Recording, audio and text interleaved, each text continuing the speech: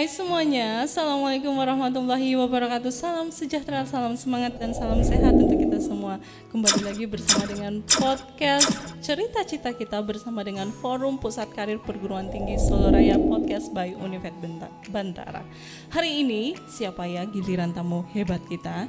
Setelah kita kemarin bersama dengan 7 orang tamu hebat, hari ini kita siapa ya gilirannya ya. Nah, hari ini saya bersama dengan Bapak Nur Wahidin dari Stikes Nasional. Hai Pak Wahidin, gimana kabarnya hari ini? Alhamdulillah sehat walafiat. Sudah makan Pak? Alhamdulillah sudah. Saya belum makan. Habis ini Bu? Iya habis ini ya gitu. Nah teman-teman, hari ini kita kedatangan tamu Bapak Nur Wahidin dari Stikes Nasional. Kita akan berbicara, kita akan ngobrol santai, ngobrol ringan ya seputar dengan UPT Pusat Karir dan Alumni ya pastinya.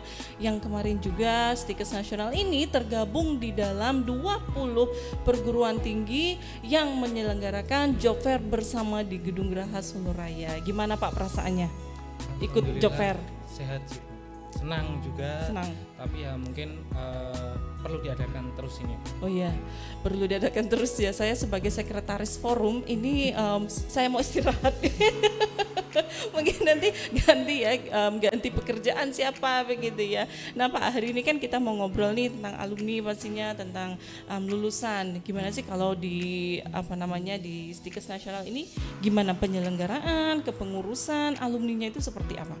Oke, jadi gini Bu, perlu kami sampaikan bahwa untuk Stikes Nasional kami berada di bawah dari bidang 3 kemahasiswaan Ya, dan alumni, di mana saya selaku kepala bagian kemahasiswaan dan alumni, di mana beberapa program kerja yang telah kami laksanakan, salah satunya adalah rekrutmen on campus, di mana pada awal tahun ini kami selenggarakan bersamaan dengan job fair Forum Pusat Karir Solo Raya Bu. Jadi kita sudah melangkah di awal, tinggal nanti di pertengahan tahun kita akan mengadakan rekrutmen on campus.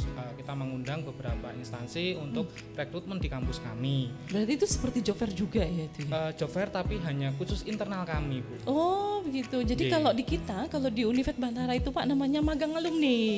Iya begitu, kalau di Univet Bantara kita ada magang alumni, dan alhamdulillah untuk magang alumni sendiri untuk Univet Bantara sudah terlaksana beberapa waktu lalu gitu. Tinggal nanti akan ada job fair-nya di Univet Bantara, ditunggu ya. Nah Pak Wahidin, saya mau tanya nih, bagaimana sih keterserapan alumni di tempat kerjanya dari masa dia selesai wisuda sampai dengan dia bekerja, itu masa tunggunya itu berapa lama nggak? Oke. Jadi kalau di kami itu ada yang sebelum lulus itu sudah bekerja, karena kami kan dari 5 program studi, 4 program studi adalah vokasi. Apa aja itu bisa disebutin nggak? Untuk yang S1 ada S1 farmasi Bu, lalu D3-nya ini ada D3 farmasi, D3 teknologi laboratorium medis, D4 teknologi laboratorium medis, dan D4 fisioterapi. Jadi kami memang khusus menjurusnya ke prodi-prodi tersebut, kesehatan tersebut gitu. Jadi kalau ditanya terkait dengan keterserapan, insya Allah masa tunggu yang ditargetkan oleh Dikti yaitu kurang dari 3 bulan itu sudah 60% bisa terserap seperti itu. Wah luar biasa ya, yang sekolah tinggi ilmu kesehatan ya berarti ya, sekolah tinggi ilmu kesehatan nasional. Jadi luar biasa nih teman-teman, prodi kesehatan ya semua. Tapi di dalam job fair kemarin itu kan belum ada kesehatan ya Pak ya, mungkin sedikit ya. Kalau untuk job fair kemarin sudah ada 2 sebenarnya itu dari rekanan kami, yaitu dari PT Konimek dan Rumah Sakit Brayat Minulya, dan itu memang untuk prodi kami. Dan kemarin juga sempat keliling stand, itu ternyata juga ada yang membutuhkan fisioterapi juga, tidak hanya dari Konimek dan Rumah Sakit Brayat Minul, dan itu di Rumah Sakit Arab Saudi Bu. Wah keren. Terlupa tadi ininya nama perusahaannya mana, tapi katanya membutuhkan fisioterapi untuk rumah sakit di Arab Saudi. Berarti itu kerjasamanya internasional ya Pak? Kalau untuk kerjasama kita merambah ke situ Bu, ke internasional, tapi kita tetap pilih-pilih lah. Benar banget. Agar kita juga ke alumni itu juga aware, tapi tidak menjerumuskan. Iya benar banget. Harus hati-hati ya teman-teman. Kalau memang nanti ditawarkan ada pekerjaan ke luar negeri mungkin yang menguntungkan, itu harus lebih hati-hati lagi. Ya nggak nih Pak Wahidin, jangan jangan terlalu cepat percaya begitu kan, harus ditelusuri lagi jauh lebih dalam. Karena apa? Ketika memang kita dijanjikan macam-macam yang enak tapi ternyata sampai di tempat zong begitu, itu kan siapa yang mau bertanggung jawab, kan kasihan sekali juga. Nah Pak Wahidin, kalau saya itu ya taunya fisioterapi itu saya itu taunya tuh orang yang pijat bayi. Ya itu ya terus. Ya, untuk orang awam pijat Taunya bayi itu itu, adalah iya, fisioterapi. benar, Sedangkan gitu ya. luas sekali Bu. Jadi fisioterapi itu ada sport itu adalah untuk yang fisioterapis atlet-atlet kita. Alumni kami ini sudah ada yang menjadi fisioterapisnya di Persis Solo Ibu. Jadi dari alumni angkatan 2017 itu ada yang menjadi fisioterapisnya di Persis Solo. Terus ada beberapa yang home visit Ibu. Jadi dia membuka sendiri ya pediatri ini terkait anak. Terus ada yang sport istilahnya cedera atlet ataupun yang mungkin baru perawatan penyembuhan dari mungkin stroke atau terkait dengan kecelakaan terus patah tulang lah, kita ada yang home visit atau membuka klinik sendiri seperti itu. Berarti untuk fisioterapi ini kita berbicara tentang fisioterapi, yang tahu saya itu pijat bayi. Ternyata ini juga bisa dijadikan apa ya, modal untuk berwirausaha. Jadi dalam bentuknya apa? Dalam bentuknya menjual jasa. Benar ya Pak Wahidin ya. Coba Pak Wahidin, apa sih mungkin bisa di-share tips and trick ataupun mungkin kiat-kiat untuk para alumni ini bisa terserap di dunia kerja itu dengan lebih cepat. Nah, contohnya kalau wawancara nih harus apa biar mereka tuh cepat sih keterimanya begitu tuh seperti apa mungkin? Yang mungkin ini bukan tips yang dari khusus Stikes Nasional ya, tapi mungkin dari teman-teman pencari kerja pasti juga sudah mengetahui tips ini. Mungkin yang pertama itu adalah kalian harus pede dulu terhadap kemampuan kalian. Dalam artian di sini adalah kemampuan akademik, kemampuan komunikasi, dan personal branding. Personal branding di sini ya mulai dari tampilan, looks kalian, terus media sosial kalian, terus kreativitas kalian dalam pembuatan CV, surat lamaran kerja, ataupun berkas-berkas yang lain. Jadi kalian harus sekreatif mungkin. Kalian kan di sini mahasiswa yang notabene kalian bukan anak-anak lagi yang harus berpatokan pada yang namanya panduan. Kalian memiliki kreativitas yang lebih dibandingkan teman-teman kita yang bukan dari lulusan perguruan tinggi. Nah, selain personal branding, kalian juga harus setidaknya mencari ilmu ataupun mencari informasi terhadap perusahaan yang kalian mau target.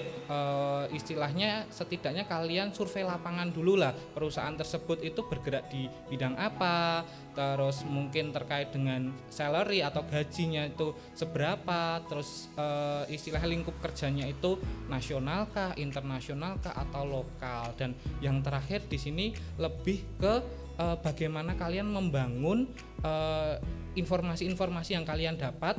Lalu ketika kalian sudah wawancara, kalian sampaikan semua informasi yang kalian dapat itu dengan gaya kalian masing-masing, sehingga dari perusahaan itu akan tertarik untuk melanjutkan ke proses selanjutnya dan bahkan menerima kalian sebagai karyawan. Walaupun nantinya ya tetap ada persaingan dari istilahnya yang lain, dari tenaga kerja yang lain, tapi kalian sudah memiliki keuntungan atau keunggulan di personal branding kalian, di komunikasi kalian, pengetahuan kalian, informasi yang kalian peroleh itu lebih dibandingkan tenaga kerja yang lain.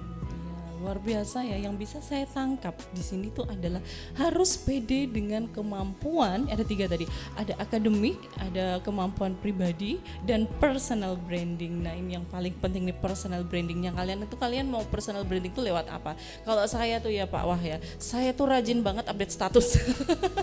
Selebnya ini iya dari makanya kalau mahasiswa saya tuh bilang ibu tuh personal branding ibu tuh berhasil. Kenapa dibilang berhasil? Karena saya suka update status saya tuh udah kayak titik-titik gitu ya. Itu kayak yang kalau di kertas tuh gunting di sini begitu kan. Nah, ketika saya tidak update status, itu ada yang WA saya. Hari ini kok nggak ada status gitu kan. Nah, itu seperti itu adalah keberhasilan personal branding. Nah, itu tadi saya tuh baru tahu juga dari situ begitu. Nah, Pak Wah, untuk terakhir nih closing statement-nya untuk semua penonton kita pastinya. Kalau ini bukan closing bukan penutup ya, karena nanti mungkin akan ada yang lain dari kampus-kampus lain, tapi mungkin dari Stikes Nasional di sini bisa memberikan saran ataupun pesan kepada pencari kerja, mulailah bangun karir kalian sedini mungkin, karena ketika kalian membangun karir ini sudah mungkin di semester akhir, kalian akan tertinggal dari teman-teman kalian ataupun dari saingan kalian yang sudah membangun itu dari semester 1. Jadi dia ikut organisasi untuk dapat public speakingnya, dia ikut program hibah kampus agar dapat channelnya ataupun dapat istilahnya rekanan. Terus istilahnya pendekatan dengan pihak institusi, karena pihak institusi lah yang memiliki rekanan ataupun channel untuk teman-teman tingkat akhir. Jadi kalian sudah mencuri start duluan. Jadi kalau dari kami itu memberikan istilahnya wejangan ke teman-teman alumni ataupun calon lulusan itu, kalian harus mencari peluang itu sedini mungkin, karena perkembangan zaman kan semakin maju nih. Kalau kita malah semakin mundur, kita akan tertinggal dengan yang lainnya seperti itu, entah dari teknologi ataupun entah dari kreativitas seperti itu. Terima kasih Pak Nur Wahidin untuk waktunya hari ini. Luar biasa sekali ya teman-teman. Karena apa luar biasa? Tadi ada 2 yang saya tangkap ya. Tadi ada pede akan kemampuan sendiri dan jangan pernah menyerah ini tadi ya. Terima kasih sekali lagi untuk Bapak Nur Wahidin dari Stikes Nasional dan teman-teman yang lain. Jangan lupa ya untuk selalu nonton podcast Cerita Cita Kita bersama dengan Forum Pusat Karir Perguruan Tinggi Solo Raya, podcast by Univet Bantara. Siapa lagi tamu selanjutnya? Tunggu ya.